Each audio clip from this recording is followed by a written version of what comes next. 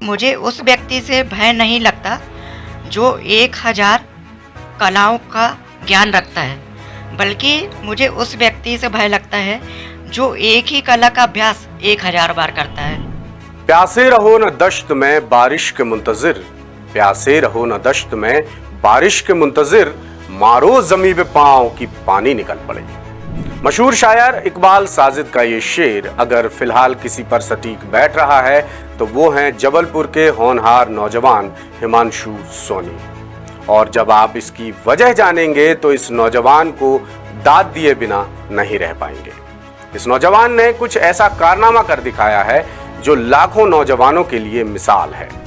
मध्य प्रदेश लोक सेवा आयोग यानी एमपीपीएससी ने 12 सितंबर को 2024 की राज्य सेवा परीक्षा का फाइनल रिजल्ट जारी किया है, जिसमें हिमांशु ने ओवरऑल 13वीं और दिव्यांग कैटेगरी में पहली रैंक हासिल की है। और ये मुकाम हिमांशु ने उन स्थिति परिस्थितियों में हासिल किया है जहां अच्छे लोग टूट जाते हैं, बिखर जाते हैं। लेकिन हिमांशु ने हार नहीं मानी और हर दुश्वारी से लड़कर प्रदेश की सबसे बड़ी, सबसे कठिन प्रतियोगी परीक्षा में सफलता हासिल की। दरअसल हिमांशु 100% ऑर्थोपेडिकली हैंडीकैप्ड यानी अस्थि बाधित दिव्यांग हैं और इंटरव्यू के ठीक पहले वो एक गंभीर दुर्घटना का शिकार भी हो गए थे, जिस वजह से भी वो ठीक से उठ बैठ नहीं पा रहे थे। लेकिन कहते हैं ना कि ठान लो तो कोई भी काम नामुमकिन नहीं है। हिमांशु ने इसी सूत्र को फॉलो किया और लिख दी सफलता की नई इबारत।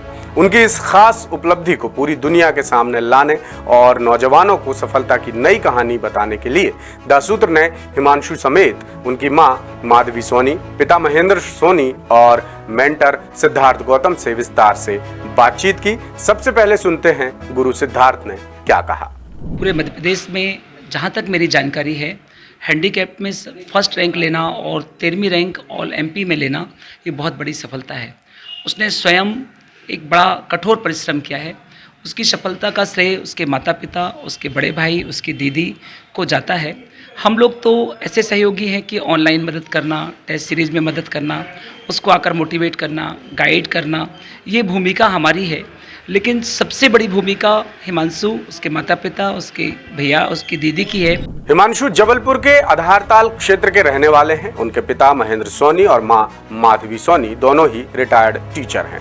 पेरेंट्स बताते हैं कि हिमांशु बचपन से ही पढ़ाई में होनहार है। उसने मेहनत और लगन से एमपीपीएससी राज्य सेवा परीक्षा की तैयारी की और तमाम परेशानियों के बीच सफलता हासिल की।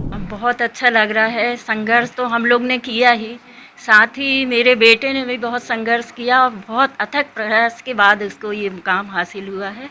और मुझे ऐसा लगता है कि प्रशासनिक सेवा में वो इसी प्रकार से संघर्ष करते हुए सफलता प्राप्त करेगा, पूर्ण विश्वास है मुझे। उसमें भी मतलब जो वर्क दिया जाएगा पूरी ईमानदारी से वो करेगा। अभी भी जहाँ पोस्टेड है अथक प्रयास कर रहा है कि वो अच्छे से अच्छा अपना प्रतिफल दे सके अपने कार्य का। हिमांशु की उपलब्धि पर मां समेत पिता की खुशी का भी ठिकाना नहीं है। उन्होंने बेटे के संघर्ष और सफलता को लेकर द सूत्र से बातचीत की और गर्व जताया। ये प्रसन्नता की तो बात है ही, और जहाँ तक चुनौतियों की बात है तो शारीरिक रूप से जो चुनौतियाँ हैं वो हम सबको दिख ही रही हैं। उसकी यहाँ से रोज विद्यालय तक पहुँचाना, विद्यालय से लेकर के आना, ये परिवार में मेरी या मेरे बड़े बेटे की जिम्मेदारी थी। इसके अलावा वो आज की स्थिति में सहायक संचालक शिक्षा विभाग में है और वहाँ पर भी कई इस प्रकार के कार्य उसको दिए जाते हैं जिसको वो बहुत अच्छे से तन्मयता से और बहुत सफलतापूर्वक कर रहा है। और उसके जो बॉस हैं, जॉइंट डायरेक्टर, वो उसके इस कार्य से बड़े खुश हैं। इसी उम्मीद के साथ कि वो आने वाले पद के साथ भी इसी प्रकार से न्याय करेगा और पद में जो भी चुनौतियाँ होंगी वो उस समय क्या समस्याएं हैं तात्कालिक रूप से, क्योंकि मेंटली तो वो बहुत शार्प है, तात्कालिक रूप से समस्याओं का क्या समाधान होना चाहिए वो समाधान करेगा और समस्याओं को निपटाएगा। औरों के लिए तो ये एक बहुत बड़ा उदाहरण है हिमांशु की सफलता। और मैं सभी लोगों को जो भी आगे बढ़ने का प्रयास कर रहे हैं उनको ये संदेश देना चाहूँगा कि आप निरंतर प्रयास करते रहें। सफलता और असफलता आपके हाथों में नहीं है, आपके हाथों में केवल प्रयास करना है और असफलता मिलना कोई ऐसा बड़ा कारण नहीं है, असफलता मिलती ही है, लेकिन असफलता के बाद प्रयास को छोड़ देना ये कायरता है, पीछे हटना है अपने उद्देश्य से। इसलिए पीछे हटने की बजाय आप अपनी असफलताओं पर मनन करें, चिंतन करें और उन कमियों को पूर्ति करने के बाद फिर से दोबारा प्रयास करें और तब तक प्रयास करते रहें जब तक सफलता आपको नहीं मिल जाती। हिमांशु का चयन डिप्टी कलेक्टर पद पर हुआ है। ये सफलता उनके लिए कड़वे नीम के बाद शहद का स्वाद चखने जैसा है, क्योंकि हिमांशु ने सामान्य परिस्थितियों में नहीं बल्कि बेहद कठिन हालातों के बीच तैयारी की और फाइनल इंटरव्यू क्रैक किया। यानी उनका ये सफर बेहद चुनौतीपूर्ण रहा। बचपन से ही 100% अस्थि दिव्यांग हिमांशु की कठिन परीक्षा समय ने भी ली है। हिमांशु ने दासूत्र को बताया कि फाइनल इंटरव्यू के कुछ दिन पहले ही 19 अगस्त को एक हादसे में उनका हाथ टूट गया था।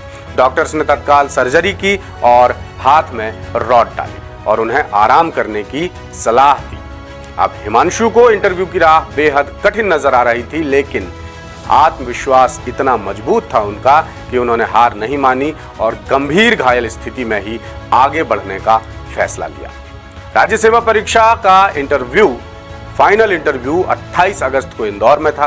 वो चोट की वजह से जबलपुर से इंदौर पहुंचने की हालत में बिल्कुल नहीं थे, लेकिन हिमांशु ने हर दुश्वारी को पार कर इंटरव्यू में जाने का फैसला कर लिया था और आखिरकार वो एम्बुलेंस से इंदौर पहुंचे और इंटरव्यू दिया। मैं इसको इस नज़रिए से देखूंगा सर, संघर्ष के पश्चात जो सफलता प्राप्त हुई है बहुत ही खुशी और गर्व की बात है मेरे माता पिता और मेरे पूरे परिवार के लिए। सर, यदि मैं चुनौती की बात करूं तो मेरी चुनौतियां तो मेरे जन्म के पश्चात से ही शुरू हो जाती हैं, जहां मेरा शरीर पूरा गोल था। जो आप मेरे हाथ देखते हैं, मेरे पैर देखते हैं, ये तक समझ नहीं आते थे कि कहाँ हाथ हैं कहाँ पैर हैं।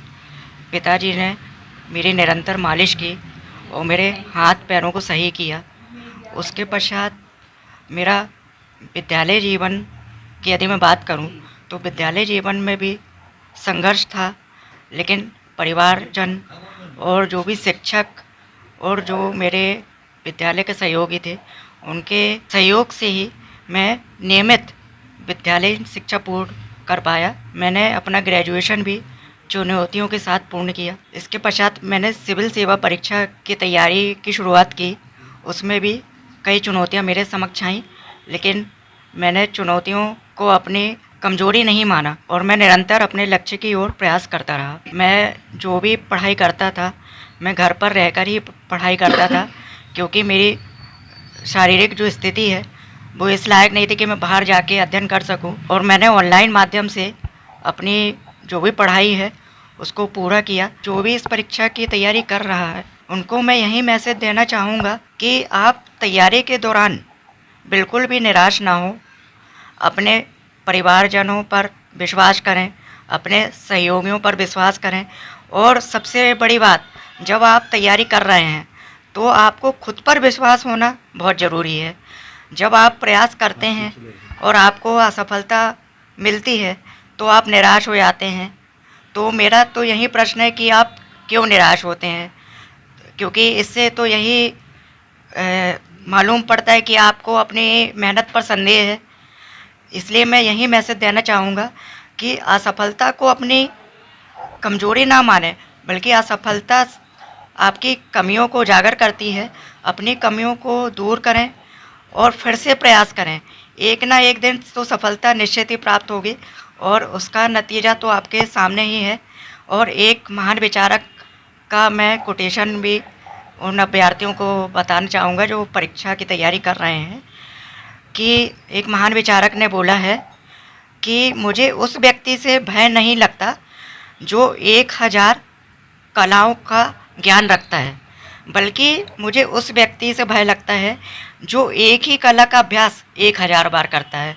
हिमांशु के इंटरव्यू का वाकया न खुद एमपीपीएससी के लिए ऐतिहासिक था, बल्कि पूरे मध्य प्रदेश के लिए अद्भुत था, सबक लेने वाला था। जब एक दिव्यांग और चोटिल उम्मीदवार ने दर्द और कठिनाइयों को पीछे छोड़कर प्रदेश की सबसे बड़ी, सबसे कठिन सरकारी भर्ती परीक्षा में टॉप किया। जबलपुर से हमारे विशेष संवाददाता नील तिवारी की खास रिपोर्ट। लेटेस्ट, इन्वेस्टिगेटिव और इन डेप्थ खबरें देखने के लिए ज्वाइन कीजिए द सूत्र का व्हाट्सएप चैनल। सब्सक्राइब कीजिए YouTube चैनल, लाइक कीजिए फेसबुक पेज और पढ़ते रहिए वेबसाइट www.dasudra.com।